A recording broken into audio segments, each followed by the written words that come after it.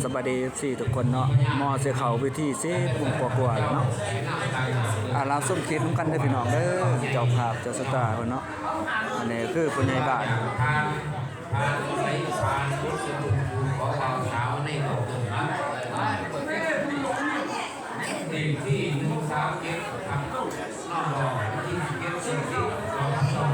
รับส้มเข็ม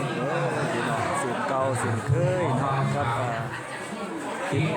เบาสวยใจดีแล้วก็ทาง YouTube เนาะนี่เบิ่ทาง YouTube แล้วก็ TikTok บ่คลิปสินเก่าผู้ที่ว่าเห็นเนาะรับส้มคลิปเป็น FC ทุกคนเนาะ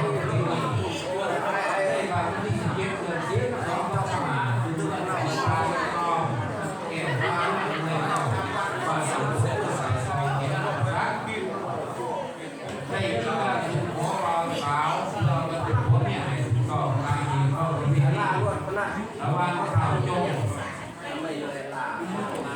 วข้ามระวังข่าวโยงมันเข้าหาที่เข้าตัวนี้เรื่องเฟซบุ๊กของข่าวเห็นในนั้นแซวที่วันดูว่าน้องเธอไม่ต้องปากคอแข็งแรงพักบางพวกกำลังนี่ก็คือพ่อใหญ่บ้านพี่น้องทุกคนเนาะที่รับเบิ่งคลิปทั่วไปเนาะปัจจุบันดูว่าเราผลจะมาคอเทสภาษาถ้าใครใส่หัวที่ใส่พวกนั้นเรื่องข้าวเห็นนี่โรงเรียนเล็กหน่อยเรียน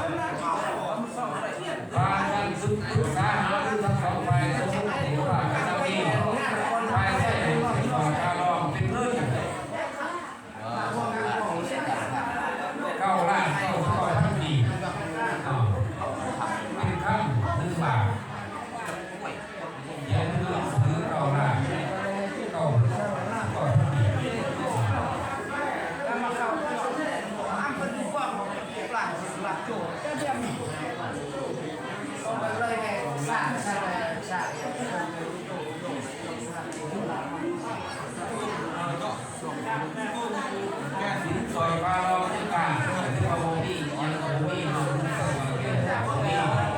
เรื่องมันก็การที่เราเราเรื่องมันก็กินในมือเองก็เป็นไปได้ช่วยติดตัวที่เบียร์ที่บ้านสบายดีสิทุกคนเด้อรับส่งคลิปเนาะมื้อนี้ก็เป็นมื้อสันวันดีมาคลิปผู้สร้างกับพวกใหม่เนาะอยู่บ้านน้องเครื่องเอาเองเนาะสินเก่าสินตาเห็นแล้วรับส่งคลิปเด้อสิกดไลค์กดแชร์นำเนาะสบายดี FC ทุกคนที่รับชมเนาะ